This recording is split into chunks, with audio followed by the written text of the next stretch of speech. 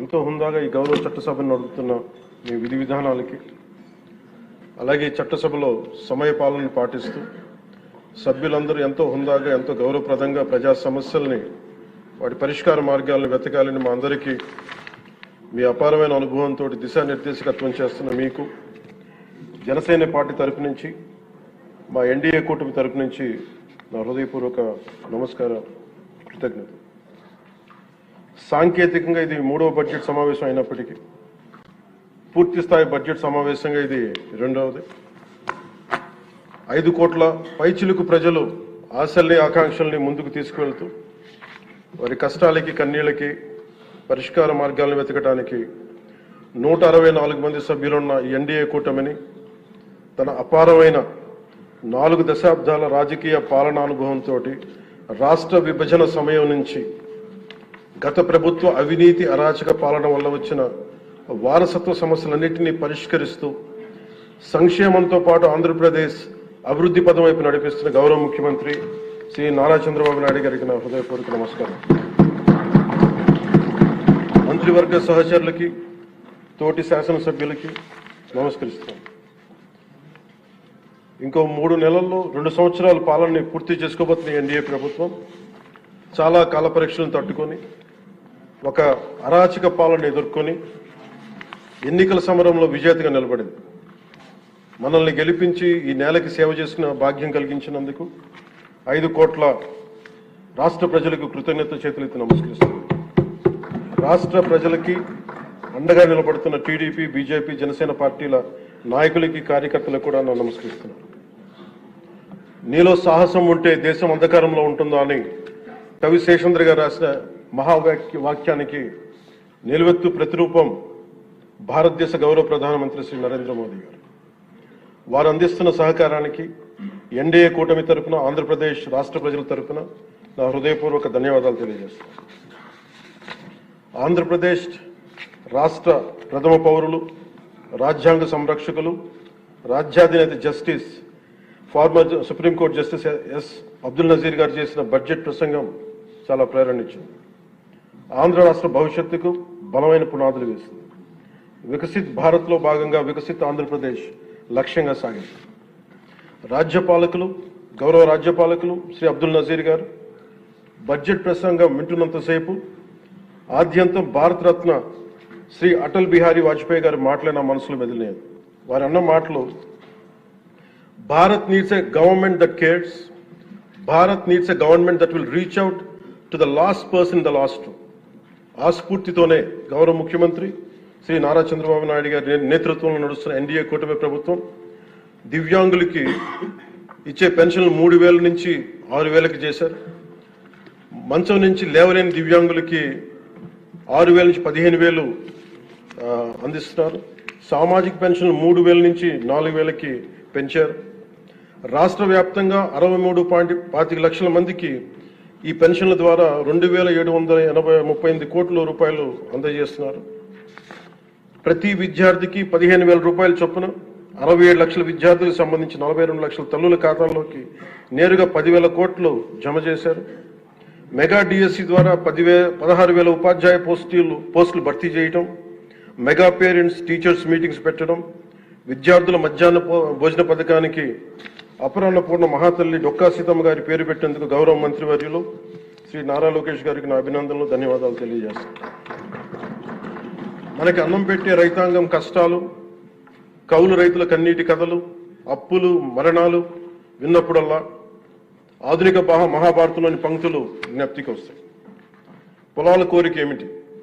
పంటలు పండించి మనిషి ఆకలి తీర్చాలనే కదా అని దున్నే రైతు అనుకుంటా ఉంటే, అందరి ఆకలి తీర్చడం కోసం దుక్కి దున్నే నాకు నా ఆకలి ఎలా తీర్చుకోవాలో నాకు తెలియడం లేదు. నా బతుకొక సున్నా కానీ నడుస్తున్నా. చెట్టుగా ఉంటే ఏడాదికి ఒక వసంతమన్నా దక్కేది, కానీ మనిషిని అన్ని వసంతాలు కోల్పోయానని రైతు బాధపడతా ఉంటే, అలాంటి అన్నం పెట్టే రైతాంగాన్ని గత ప్రభుత్వం రైతుల నుంచి కొనుగోలు చేసిన ధాన్యానికి 1,674 కోట్లు చెల్లించకపోతే గౌరవ ముఖ్యమంత్రి శ్రీ నారా చంద్రబాబు నాయుడు గారి నాయకత్వంలోని ఈ ఎన్డీఏ కూటమి ప్రభుత్వం వచ్చిన వెంటనే 1,674 కోట్ల బకాయిలు చెల్లించింది అధ్యక్ష. అవి కాకుండా ఈ అది పే చేసిన తర్వాత దాని తర్వాత 10,650 కోట్లు 7.37 లక్షల రైతాంగానికి 24 గంటల్లోనే 10,650 కోట్లు వారి ఖాతాల్లో జమ చేయడం జరిగింది. ఇంకొక 53,000 మందికి పైగా రైతులకి 48 గంటల్లో సుమారు 1000 కోట్లు చెల్లించడం జరిగింది. తొలకరి వర్షం తర్వాత జలదానం చేసిన మేఘాలకి భూమిలో ఉన్న ఒక చిన్నారి గింజ మెడ బయట పెట్టి మొదటగా వచ్చిన 2 ఆకులను చేతులుగా జోడించిందంటే కృతజ్ఞతలు తెలిపిందని ఒక కవితా పంక్తుల్లో ఉంటాయి. అలా ఆ చిన్నారి మొలకలాగా ఈ ఎన్డీఏ ప్రభుత్వం అన్నం పెట్టే రైతాంగానికి కృతజ్ఞతతో అండగా నిలబడుతుంది.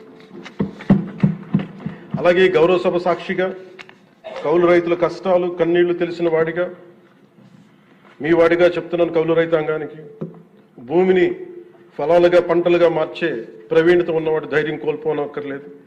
మట్టిలో ఉన్న కస్తూరి తీసే మనిషికి జీవన పరిమళాల కొరత లేదు.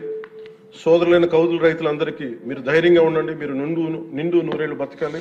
మీకోసం ఈ ప్రభుత్వం నిరంతరం పనిచేస్తుందని తెలియజేసుకుంటున్నాను అధ్యక్ష.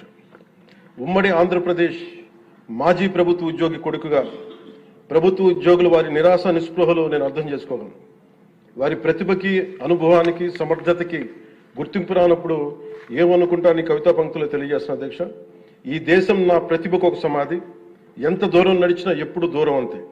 అందుకే పంచాయతీరాజ్ శాఖ బాధ్యతలు తీసుకోగానే, రూరల్ వాటర్ సప్లైస్ బాధ్యతలు తీసుకోగానే 10,000 మందికి పైగా ఏకకాలంలో ఈ ఎన్డీఏ ప్రభుత్వం నారా చంద్రబాబు నాయుడు గారి నాయకత్వంలో ప్రమోషన్ ఇచ్చాం అధ్యక్ష. అది కూడా ఎలాంటి సిఫార్సులు లేకుండా 77 మందికి తొలిసారి జిల్లా పరిషత్ సీఈఓలుగా ప్రమోషన్లు ఇచ్చాం. సంస్కరణలో భాగంగా 77 డీడీఓ కార్యాలయాలు ప్రారంభించాం. దీనికి అండగా నిలబడ్డ గౌరవ ముఖ్యమంత్రి గారికి నా హృదయపూర్వక ధన్యవాదాలు తెలియజేస్తున్నాను. ఒక దేశాభివృద్ధికి ఆయువు పట్టు రహదారు లేని చోట అభివృద్ధి శూన్యం. అభివృద్ధికి మూలమైనది రహదారులతో పాటు విద్యుత్తు, తాగునీరు, విద్య, వైద్యం, డ్రైన్స్ అండ్ శానిటేషన్. దాదాపు 2 ఏళ్ల పాలనలో ప్రపంచ కప్ గెలిచిన visually challenged women cricket team captain Deepika మొదలుకొని మొన్న పోలీస్ జాబ్స్కి మేము లెటర్స్ ఇస్తున్నప్పుడు ఉద్యోగంలో వచ్చిన యువ కానిస్టేబుల్ కానీ, ఉదయగిరి నియోజకవర్గంలో స్కూల్ పిల్లలు కానీ, ఇలా ఎందరో ఒకటే అడిగారు అధ్యక్ష. మాకు కనీసం నడవడానికి, మా స్కూల్కి వెళ్ళడానికి, మా ఊర్లు వెళ్ళడానికి, మాకు రిలేటెడ్ ఊర్లు వెళ్ళడానికి రోడ్లు వేయండి అని నిండు గర్భిణీలు కూడా ప్రాణాలు అరచేతులు పట్టుకుని కొండలు గుట్టలు దాటుకునే పరిస్థితుల్లో జాతీయ ఉపాధి హామీ పథకం కింద PM జన్మన్ రాష్ట్ర ప్రభుత్వ నిధులతోటి అడవి తల్లి బాట పేరిట 625 గిరిజన గ్రామాలను అనుసంధానిస్తూ 1,005 కోట్లతోటి 1,069 కిలోమీటర్ల రహదారుల నిర్మాణం చేపట్టాం. దాంట్లో దాదాపు సగం పైగా రోడ్ల నిర్మాణం పూర్తి చేశాం. కొన్ని రోడ్లు గంటల వ్యవధిలో కూడా మంజూరు చేశాం అధ్యక్ష. అలాగే మారుమూల ప్రాంత ప్రజలు, గిరిజన ప్రాంత ప్రజలు గొంతిమ కోరికలు కోరలేదు అధ్యక్ష. వారు అడుగుతుందలా చిన్నపాటి రోడ్ల సౌకర్యం వారు అడిగేది. ఆ రోడ్లు మంజూరు చేసినప్పుడు, పూర్తి చేసినప్పుడు ఆ ప్రజల కళ్ళలో నాకు కనిపించేది ఇవే. గుక్కెడు నిశ్శబ్దం తాగి చిరిగిన చీకట్లు కప్పుకొని పడున్న నాకు కమ్మని ఆశాముద్రమ కానుకగా తెచ్చాం. స్వాతంత్రం వచ్చి 7 దశాబ్దాలు దాటిన విద్యుత్ వెలుగులు లేని 17 కుటుంబాలు చెంది ఒక మారుమూలన గిరిజన గ్రామానికి ₹1 కోటి పైగా వెచ్చించి